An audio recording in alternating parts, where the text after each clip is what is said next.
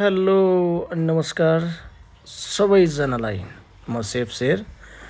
अनि सबैले चाहिँ होटल इन्डस्ट्री लाइनमा चाहिँ सबैले फुडको रेसिपी दिएको हुन्छ, फुड कस्टिङ कसरी गर्ने, अनि त्यसपछि हलानो फलानो दुनियाँभरको ज्ञान दिएको हुन्छ होइन। म चाहिँ त्यस्तो ज्ञान दिँदैन, तर जुनसुकै ठाउँमा गए पनि होटल इन्डस्ट्री भनेको लेट नाइटसम्म काम गर्नुपर्ने। अनि त्यसमा चाहिँ रुममा जाँदाखेरि ट्याक्क म्युजिक बजायो, मजासँग सुन्दै हिँड्यो। त्योभन्दा अब सुकुन भन्ने चिज अरू के छ र, शान्त होइन। अनि म जाने ठाउँमा चाहिँ अलिकति बाइक नजाने भएको कारणले गर्दा चाहिँ म हिँडेर गइरहेको थिएँ।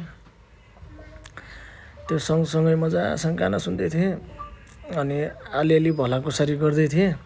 त्यो चाहिँ मैले भिडियोमा एड गरेको छैन।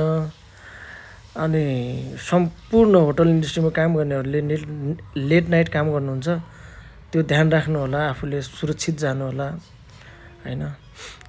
रात बिरात हामीले हिँड्नुपर्ने हुन्छ। अनि यो चमक धमक देख्नु भएको छ, यो नाइटको मात्र हो, दिनमा त सबै आफ्नो कामतिर लागेको हुन्छ। त्यो सँगसँगै म पनि पढेँ। अनि के गर्ने होइन, यस्तो अब हिँडेर जाँदैछ। अब त्यहाँ चाहिँ कुकुरहरू साह्रै छ के, तिनीहरूले चाहिँ लास्टै त झ्याउ गर्छ तिनीहरूको लागि खानाको व्यवस्था। त्यो भन्दा भन्दै अगाडितिर यति धेरै पुरा ग्याङवारको लागि रेडी भएको थियो, तिनीहरूलाई खाना सबैलाई दिएँ। त्यसपछि म रुममा गएँ। धन्यवाद।